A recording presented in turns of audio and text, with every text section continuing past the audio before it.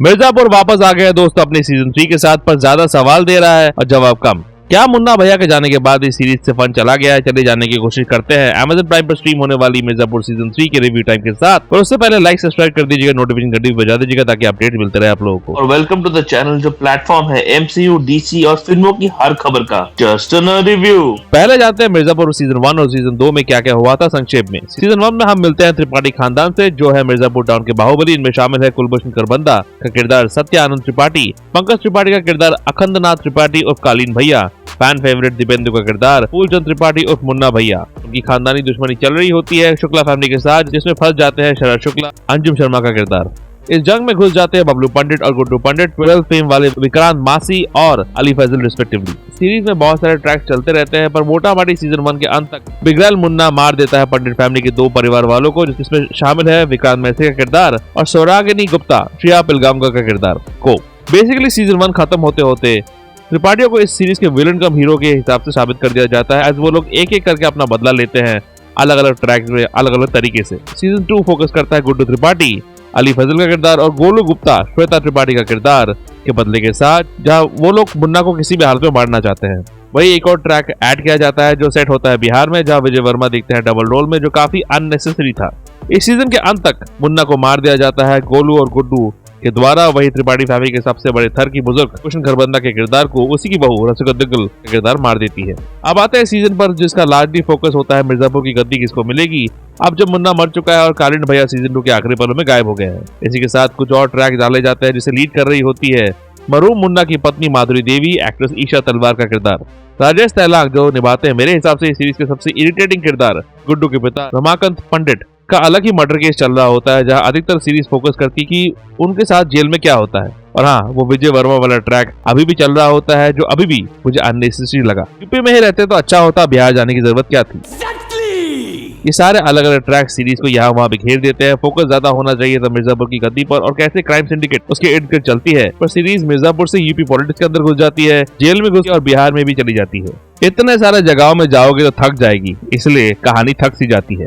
इस सीजन को डायरेक्ट किया है गुरमीत सिंह और आनंद अय्यर ने, जिन्होंने तीसरे सीजन के पहले 2 एपिसोड को क्रैकलिंग बनाया है। एक दिमाग घर छोड़ के आओ वाला फन देते हैं दोनों एपिसोड, जो मिर्जापुर की स्पेशलिटी है। यहाँ दिखाया जाता है कि गुड्डू और गोलू कैसे मिर्जापुर की गद्दी पर कंट्रोल धीरे धीरे खो रहे हैं। चैलेंजेस मिलते हैं उनको हर जगह पर, और इस सीरीज का बेस्ट लाइन भी सुनाई देता है, वायलेंस इज माय यूएसपी, इन्हीं 2 एपिसोड्स में। तो उसी के बाद फोकस दूसरी चीजों पर आ जाता है जो उतना मजा नहीं देती।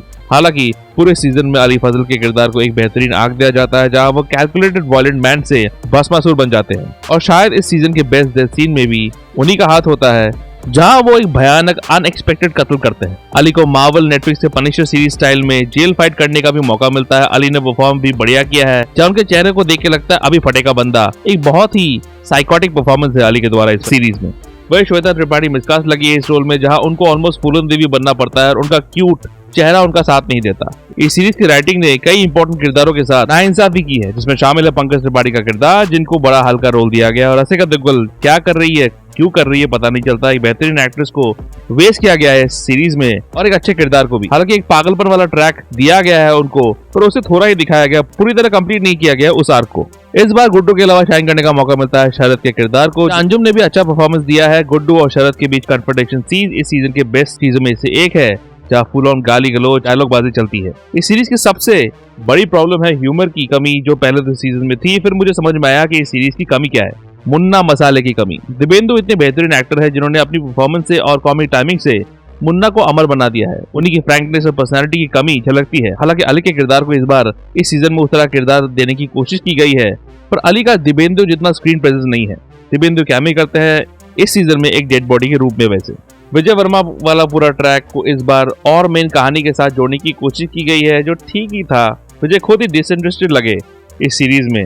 बैकग्राउंड स्कोर तो मिर्जापुर का आइकॉनिक है ही, और जब भी आता है समा बांध देता है, खासकर इस फिल्म की एंडिंग में, जिसको ओपन एंडिंग रखा गया है। एंडिंग काफी अच्छी है, काइंड ऑफ एक्सपेक्टेड था, पर पूरी तरह नहीं। थोड़े शॉकिंग एलिमेंट्स हैं यहाँ। एक इंपॉर्टेंट किरदार को मार दिया जाता है, जिसमें कालीन भैया का भी इन्वॉल्वमेंट है। मिर्जापुर सीजन 3 को मैं देना चाहूंगा 2.5 आउट ऑफ 5। सीजन 1 की हाई को कोई भी सीजन मैच नहीं कर पाई, उल्टा हर सीजन के साथ गिरावट कंटिन्यूड है। पर ऐसा नहीं है कि सीरीज पूरी बेकार है, कुछ अच्छे एलिमेंट्स है, पर मुन्ना मसाले की कमी लगी मुझे। कमी तो मुझे और भी लगती है आप लोगों की लाइक सब्सक्राइब करने की, नोटिफिकेशन घंटी बजा दीजिएगा ताकि अपडेट मिलते रहे आप लोगों को। रिसेंट वीडियोस इसमें शामिल है डेडपूल वुल्वरीन, कल की 2898 AD मूवी पर वीडियोस आखिर में है, चेकआउट जरूर कीजिएगा और ऐसे रिव्यूज के लिए देखते रहिए जस्ट इन रिव्यू।